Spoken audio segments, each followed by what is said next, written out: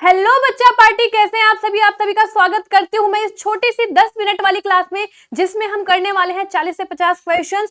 सारे क्वेश्चन बहुत ज्यादा इंपॉर्टेंट है आपके ग्रुप डी के एग्जाम के लिए, तो बहुत ज्यादा इंपॉर्टेंट है। प्रीवियस ईयर में आए हुए क्वेश्चंस हैं और आपके आने वाले एग्जाम में चांसेस है कि क्वेश्चंस आ सकते हैं। ठीक है, आइए स्टार्ट करते हैं। बच्चा ये आपका टेलीग्राम चैनल है, जो भी मैं यहाँ पे क्वेश्चंस कराऊंगी उसका पीडीएफ आपको यहाँ पर मिल जाएगा, तो इसे आप ज्वाइन कर लेंगे। आ जाइए स्टार्ट करते हैं, ज्यादा हम टाइम नहीं लेंगे, इसके बारे में बाद में बता दूंगी। चलो, तो यहाँ पे याद रखेंगे बच्चे कि आपसे पूछा जा रहा है इनमें से कौन सी दो भौतिक राशियों की विमाएं सेम है। Which of the following two physical quantities same dimensions. याद रखेंगे कि जो वर्क और एनर्जी है बच्चे, वर्क और एनर्जी की जो क्या है डायमेंशंस, तो वो बिल्कुल सेम होती है। अच्छा, इनकी यूनिट भी सेम होती है, इनका मात्रक भी सेम होता है। जो मात्रक वर्क का वही एनर्जी का, इस चीज को याद रखेंगे। अगला है बेंजीन की खोज किसने की थी। बेंजीन की खोज माइकल फैराडे ने की थी, आप इस बात को याद रखेंगे। अगला है haemoglobin contains the metal. Haemoglobin में शामिल धातु है। बच्चा हीमोग्लोबिन आपके खून में, यानी आपके खून में मेटल है। यस, आपके खून में मेटल है। कौन सा मेटल? इस हिम शब्द का मतलब ही आयरन होता है, यानी हमारे खून में लोहा है। अगले क्वेश्चन पे चले। अगला क्वेश्चन आपके सामने है, जीवन रक्षक हार्मोन कौन सा है। बच्चा एड्रिनल ग्लैंड जो होती है किडनी के ऊपर, वहां से इमरजेंसी हार्मोन निकलता है, यानी एड्रिनल हार्मोन निकलता है, वो आपका क्या होता है? लाइफ सेविंग हार्मोन माना जाता है। अगला है यहाँ पे, दूध को जोर से मथा जाता है तो उसमें से मलाई किसके द्वारा, किसके कारण बाहर आ जाती है। याद रखिएगा कि जब हम दूध को मथेंगे तो मलाई सेंटर से दूर चली जाएगी। कोई भी चीज जब सेंटर से दूर जाएगी वहां पे सेंट्रीफ्यूगल फोर्स, यानी अभी आपका जो है अपकेंद्रीय बल लगता है, और पास आएगी तो सेंट्रीपेटल फोर्स यानी अभिकेंद्रीय बल लगता है। इस चीज को आपने याद रखना है। अगला क्वेश्चन है, स्टोन कैंसर की उत्पत्ति का कारण क्या है। सबसे पहले भाई, स्टोन कैंसर होता क्या है? स्टोन कैंसर का मतलब क्या है? माय डियर, स्टोन कैंसर का मतलब होता है कि जब ताजमहल की बात करूं तो जब एसिड रेन हुआ यानी अम्ल वर्षा हुआ, तो जो ताजमहल है उसके जो पत्थर है वो पीले पड़ गए, तो उसी को हम स्टोन कैंसर कहते हैं। अगले क्वेश्चन पे चलेंगे बच्चा। अगला है यहाँ पे, कार्बन मोनोऑक्साइड विषाक्तता से सुरक्षा किस प्रकार दी जा सकती है। कोई इंसान अगर कार्बन मोनोऑक्साइड की चपेट में आ गया तो बच्चा वो बेहोश हो जाएगा, है ना, और अगर ज्यादा देर आ गया तो वो मर भी सकता है। ऐसे इंसान को हमें कहाँ ले जाना है? ऐसे इंसान को हमें जहाँ पे फ्रेश ऑक्सीजन है वहां पे ले जाना है। अगला यहाँ पे है आपके सामने, कौन सी अंतःस्रावी ग्रंथि छाती गुहा में पाई जाती है, यानी चेस्ट में पाई जाती है। याद रखिएगा, जो थाइमस ग्लैंड है माय डियर, थाइमस ग्लैंड कहाँ पाया जाता है? चेस्ट में। देखिए थाइमस ग्लैंड के लिए मैं लिख के लाई हूँ कि तू तो बेवफा है, मतलब थाइमस ग्लैंड बच्चे जब आप 25 से 30 साल के बीच में होते हैं तो ये बहुत ज्यादा हाई पीक पे होती है, लेकिन उम्र के साथ साथ ये गायब हो जाती है। तो एग्जाम में क्वेश्चन आता है कि कौन सी ग्लैंड है जो ज्यादा उम्र पर गायब हो जाती है, दैट इज थाइमस ग्लैंड।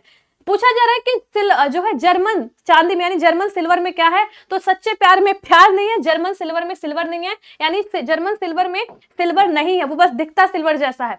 बताइए, the velocity of radio wave is. याद रखना बच्चा, जो रेडियो वेव है, इंफ्रारेड वेव है, या कोई सी जो आपकी इलेक्ट्रोमैग्नेटिक वेव है, सबकी जो वेलोसिटी है वो लाइट के बराबर होती है, यानी as that velocity of light. इनका जो वेग है वो बिल्कुल लाइट के बराबर है, चाहे इंफ्रारेड का पूछे, चाहे आपसे एक्सरे का पूछे, या आपसे पूछे किसका, रेडियो वेव का। ये सब इलेक्ट्रोमैग्नेटिक वेव है, सब बराबर चाल से चलती हैं वैक्यूम में। अगला क्वेश्चन है, the world environment day is celebrated on.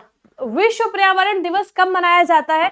My dear, विश्व पर्यावरण दिवस आप सब जानते हैं 5 जून को मनाया जाता है। अगला है, वह कौन सा एंजाइम है जो दूध को दही बनाता है? My dear, rennin. अगले क्वेश्चन में बात करते हैं, किस औषधीय पौधे का प्रयोग त्वचा के लिए? भाई एलोवेरा लगाओ, है ना, सब ऐड करते हैं, ग्लोइंग त्वचा पाओ। अगला क्वेश्चन है कि पदार्थ जिसका उपयोग घर्षण कम करने के लिए किया जाता है? लुब्रिकेंट। थोड़ा सा वहां पे मॉइस्चराइजर फिसलने लगता है वो। अगला है, चिकन पॉक्स विषाणु बताइए। चिकन पॉक्स का विषाणु कौन सा? सीधा चिकन का उठाओ सी, और सी से लगा दो यहाँ पे क्या? वेरिसेला। ठीक है, वेरिसेला वायरस जो है क्या है? ये चिकन पॉक्स करता है। अगला क्वेश्चन है कि भारत में बिजली आपूर्ति लाइनों में किस पैरामीटर को स्थिर रखा जाता है? फ्रीक्वेंसी को स्थिर रखा जाता है। अगला क्वेश्चन है, स्कर्वी किस विटामिन की कमी के कारण होता है? याद रखिएगा बच्चा, विटामिन सी की कमी के कारण। अगला है यहाँ पे, the symbol of WWF is. किसका सिंबल है? पांडा का है। अगला क्वेश्चन है, कि स्तनधारी कोशिका में प्रोटीन डैश संश्लेषित होता है कहाँ पे बच्चा? तो याद रखिएगा रफ का मतलब है जहां पर क्या है, राइबोसोम है। तो राइबोसोम में तो आपने सुना होगा ना प्रोटीन बनता है, तो rough endoplasmic reticulum, option D right है। अगला यहाँ पे आपके सामने पूछा जा रहा है कि घर के छत या छप्पर से एक पत्थर को भूमि सतह पर गिराया जाता है तो पत्थर की गतिज ऊर्जा कब अधिकतम होगी? जब उसे फ्रीली छोड़ा जाएगा तो वो जब जमीन पे बिल्कुल ऐसे पहुंचने वाला होगा ना, तब उसकी गतिज ऊर्जा बिल्कुल सबसे ज्यादा होगी। तो यहाँ पे क्या, भूमि पर पहुंचने के तुरंत बाद नहीं, भूमि सतह पर पहुंचने से तुरंत पहले, बिल्कुल सही आंसर है, just before reaching the ground surface. अगला क्वेश्चन है, इनमें से किस तरंग की तरंग दैर्घ्य सबसे लंबी है? याद रखिएगा इंफ्रारेड है ना, ये बना लेना, जो एक्सरे आता है ना पूरा ऊपर से, ठीक है, रेडियो, माइक्रो, इंफ्रा, ठीक है, विजुअल रे, ये सब बना लीजिएगा। अगला है the ordinary and maximum tolerance limit of sound by human being, ठीक है, तो याद रखिएगा 60 से 80 डेसिबल। अगला है, इनमें से कौन सा युग्म सही सम्मिलित नहीं है? तो बच्चे याद रखेंगे जो विटामिन ये है गाजर में पाया जाता है, ऑरेंज में तो विटामिन सी पाया जाएगा ना, ऑरेंज में तो विटामिन सी पाया जाएगा ना, ये सही सम्मिलित नहीं है, ऑप्शन ए यहाँ पर आपका सही बनेगा। अगला क्वेश्चन है, जल्दी जल्दी करेंगे।